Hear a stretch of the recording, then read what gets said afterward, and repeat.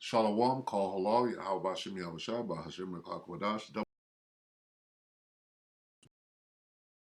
Tell us his truth. Shalom and salutations to all the brothers.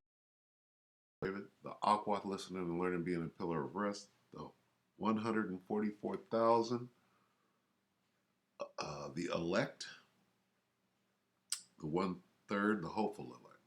All right. I'm the brother Yahshua. I'm back with the WW3 Daily update. Shalom and salutations to you as well. We're going to start with Exodus 15:3. The Lord, Yahweh Bashem Yahushua, is a man of war. Yahweh is his name.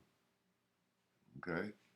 NIV, the Lord is a warrior. The Lord is his name. NLT, the Lord is a warrior. Not Yahweh. Yahweh is his name. Okay? So if Yahweh is a warrior, who is the supreme being? Yahweh.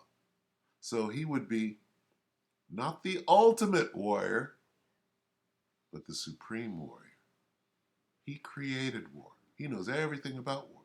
So whoever is at war right now, right, is emulating the Most High, the supreme warrior.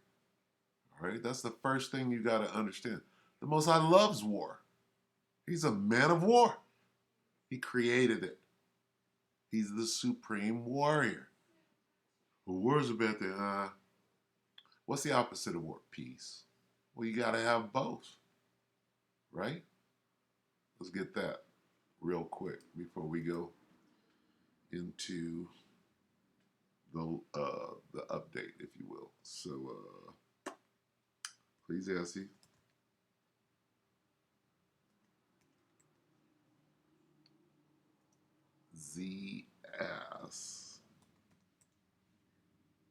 Ecclesiastes 3 and 1 in the KJV.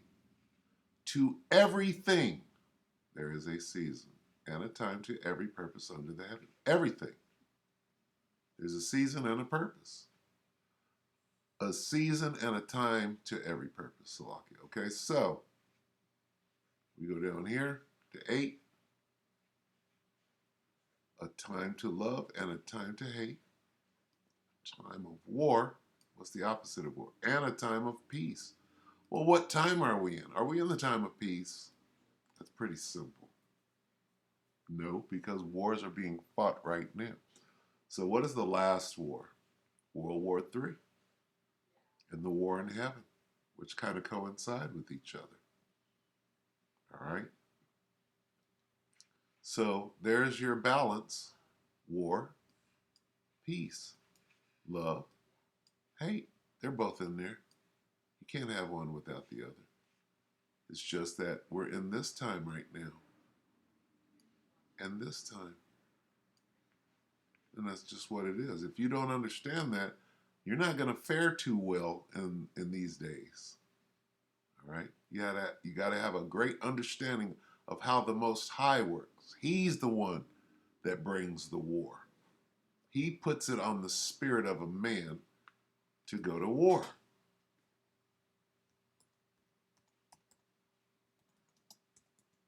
When you understand the Most High,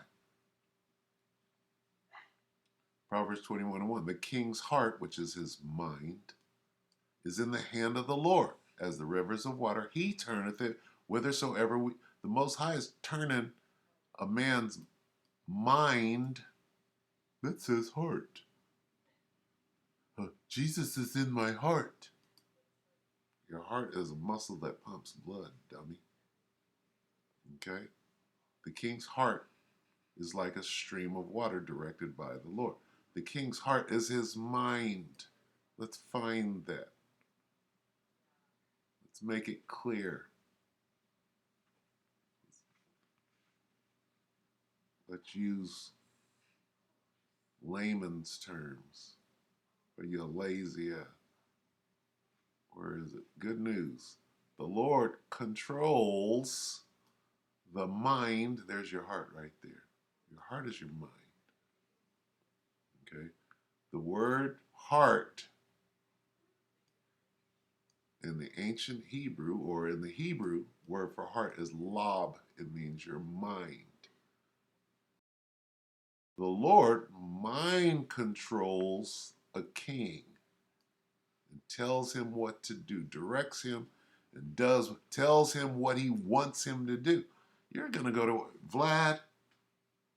You see these Nazis and these race-specific bioweapons that they're making on your border. It's time for you to get in there. Okay? He inclines it wherever he pleases. Inclines what?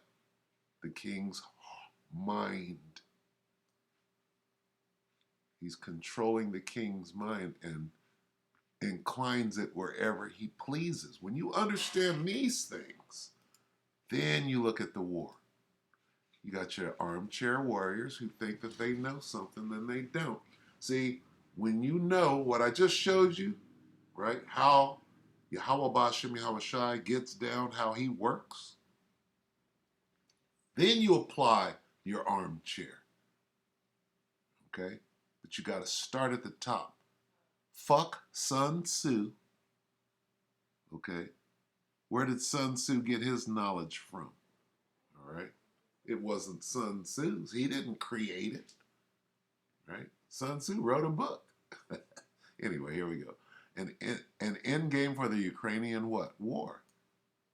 With John Mearsheimer, Alexander Mercouris, and Glenn Deason. The Duran 2 days ago. So let's watch some of this and get a little input about what is the beginning of World War III. Take it away. Welcome to today's program. My name is Glenn Deason. I'm a professor of political silence. Come on, Glenn. Here we go. I'm moving too fast for my motherboard here. Come on. Bear with me while this catches up. I would say Mearsheimer has been a leading voice, if not the leading voice, academic voice on the Ukrainian war. And his main argument has been very straightforward. Russia considers NATO to be an existential threat in Ukraine, and Russia would therefore react much in the same way the US would probably react if Russia or China put their military in Mexico. So, thus, after the Western-backed coup in 2014, Mearsheimer spent the next 8 years, I would say, warning around the world that the determination to pull Ukraine into NATO meant that we had put Ukraine on the path to destruction by effectively provoking a Russian invasion. So I would say, unfortunately, all his warnings and predictions came true. But yeah, Professor Mearsheimer, welcome. It's a great privilege to have you on. It's my pleasure to be here with the two of you.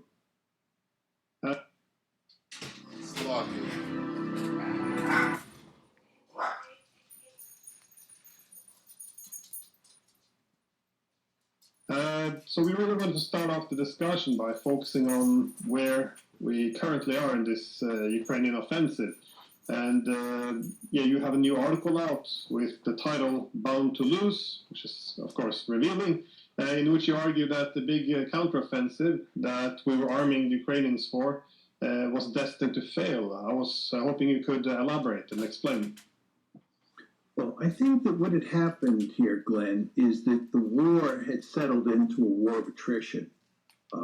And in a war of attrition, the Ukrainians were guaranteed to lose. The Russians are just much too powerful in terms of the balance of manpower and the balance of military equipment, especially artillery, for the Ukrainians to win over the long term.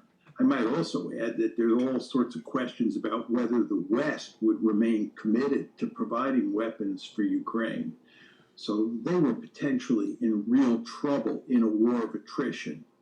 And what they were doing was looking for a clever strategy to get out of that situation. And they decided to launch what was a classic blitzkrieg, which is they would try to penetrate or break through the front lines, the so-called Surovikin line of the Russian defenses. And then once they were in the rear area of the Russians, they would affect the deep strategic penetration. In other words, they drive deep into the area that the Russians controlled, and they'd reach the Sea of Azov. And this would split the Russian forces in half and put an end to the land bridge to Crimea. And then the Russians would be back on their heels. They'd agree to have a negotiation, and we would hold all the cards. We, meaning the West and Ukraine. And the end result would be that we get a favorable agreement and put an end to this war. And my argument is that this was a pipe dream. This is not a serious argument. That's not to say that virtually everybody in the West, in the mainstream, that doesn't include any of us at this point in time, but virtually everybody in the mainstream thought this was going to work.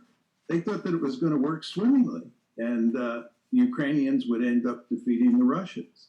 And my argument in the paper that I just wrote, which of course you two have long agreed with, is that this was a pipe dream. It was just not going to work. And of course, it hasn't worked. It's actually quite stunning how unsuccessful the Ukrainians have been and what a god-awful price they have paid. I mean, it's actually sickening to read the stories and watch the videos about the casualties in Ukraine. These are people who are being led to the slaughter. And in fact, the West was pushing them to launch this offensive. There's all sorts of evidence that the Ukrainians were dragging their feet because they understood that it wasn't going to work. But nevertheless, we pushed very hard for them to launch this offensive on 4 June. And it's quite clear where we are. So that's my basic storyline. I think your article actually isn't that maybe the basic storyline, but it goes more deeply, because one of the things that is so interesting, and I found so interesting about that article, is that you look at the question of blitzkrieg and you ask, how often does blitzkrieg succeed in these kind of situations against a peer equal adversary? And it doesn't succeed very often. I think only one instance, which was, if you like, the original blitzkrieg in 1940. Now, this, one assumes, I assume, I've not had much dealings with military people at all. This was something which I would have assumed military people in Washington would know. Did they know? If not, what caused them to get this so completely wrong? I mean, were they providing wrong advice to the White House, to the administration, through NATO? Or was it something that they just themselves got wrong, perhaps because they didn't take the Russians very seriously? Well, the truth is, Alexander, I learned all this stuff about blitzkrieg and armored warfare during the Cold War, when we focused on the Central Front. And the question at the time was whether or not the Soviets or the Warsaw Pact could launch an attack into Germany and end up on the beaches of Dunkirk in 48 hours. Now, very importantly, this was seen as a fair fight. You had two massive armies on either side of the inter-German border. And we looked at the subject of blitzkrieg in the context of a fair fight in those days.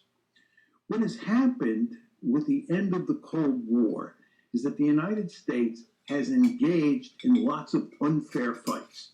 The United States is very good at beating up on militaries that are far weaker than the American military. And we have not been involved in a fair fight that involved launching a blitzkrieg. So you have all of these generals in the American military who comment on TV, who just have not thought long and hard about blitzkrieg involving a fair fight, right? And they tended to think that this was an unfair fight because, as you emphasize in your shows, there's a widespread feeling in the West that the Russians are bankrupt militarily, that they're on the verge of breaking apart, they don't know how to fight, and the Ukrainians are on a roll, so to speak. So in a very important way, I think a lot of people in the West, and this includes the generals, thought that this was an unfair fight and that the Ukrainians could simply do to the Russians what the German. Slocky. We'll watch a little more. What was the problem? Slock. The Germans did to the French in 1940. But anybody who looked at this carefully, looked at what the balance of forces really looked like, and I would emphasize this, listen to what the Ukrainians were saying about Russian capabilities. The Ukrainians were saying since at least January of this year that the Russians were getting very effective at fighting on the battlefield. They were learning, and they had a steep learning curve. So the Ukrainians did not expect the Russians to fold. But in the West, I think, especially among these generals, there was a widespread feeling that the Russians would fold and that this would be an unfair fight in the end. And of course, they were dead wrong. The other point I would make is that it is virtually impossible for anyone who wants to be accepted in the mainstream in the United States to make the argument that the Ukrainians are doomed and that the Russians have the upper hand. The discourse in the West, and this includes the United States and Europe, goes in a way that says the Russians are bankrupt, the Russians are evil, the Russians are going to lose, the Ukrainians are the good guys, and so forth and so on. And if you challenge that conventional wisdom, you're in serious trouble. You're either called a Putin apologist or you're basically blackballed and not allowed to write op-eds or articles in the mainstream media. And it's very effective. So if you're a general officer or you're a pundit or you're a strategist and you want to comment on what Ukraine's likelihood is of winning against the Russians, you better say that the Ukrainians are going to win. And if you say the Ukrainians are doomed, you're going to be in a lot of trouble. And that incentive structure, I think, explains a lot of what is going on here. Whoa. I wanted to ask, do you think also we to some extent began to believe some of our own information warfare or propaganda? Because I think many people wanted to repeat what was done in Kherson and Kharkov, but because in our media it's portrayed as being this great big battles and huge victories for Ukraine. But again, if we look at it, I guess, the Battle of Kherson was, the Russian had to pull back because they feared that, the rear was vulnerable, that the Ukrainians could take out the dam or the bridges, so they wouldn't be able to retreat. And we had the same force structure of the Russians in Kharkov when they were very, they didn't have that many troops back then in the middle of 2022, so had very limited ability to defend such a huge territory. So they also did what you can call a tactical withdrawal. But again, in our media, it was, a great battle, victory. It proved, that one side was competent, the other one was a failure. And but of course, the military has changed. We're not fighting Russia of the summer of 2022. We're fighting in September of 2023. How do you see the Russian capabilities and their intention having changed over the past year? Well, two quick points. One is, I think we misread what happened, we meaning the West, the mainstream media, misread what happened in Kharkiv and in Kherson, as you described it. And if you looked carefully at what happened, these were not great Ukrainian victories. In fact, if you go to Kherson, as both of you know very well, before the Russians withdrew, they really hammered the Ukrainians.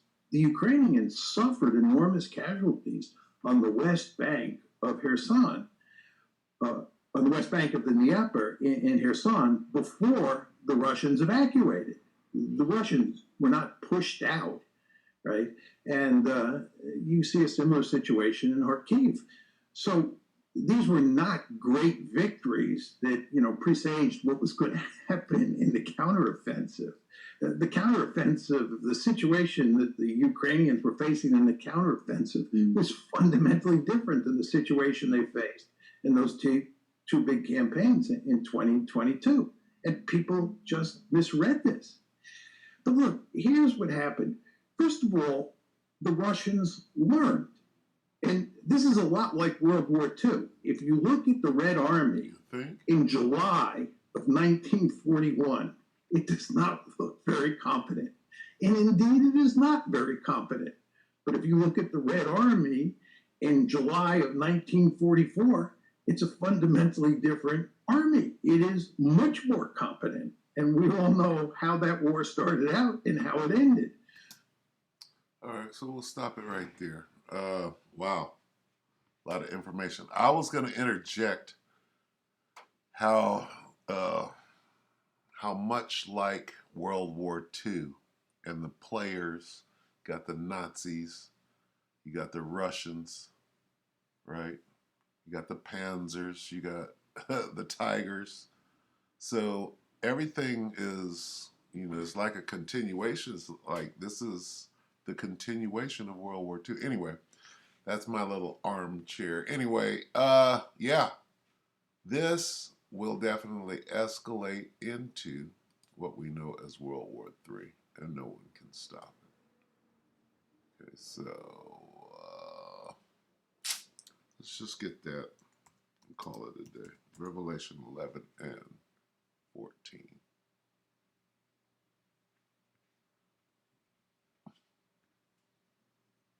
And we'll see you tomorrow. Huh? It's the same in every version. Okay, Revelation 11:14. The second woe has passed. Second woe meaning World War II. Behold, the third woe, World War III, is coming shortly, or this is the beginning of it. All right. So with that, we hope that the elect are edified. You brothers and sisters, shalom.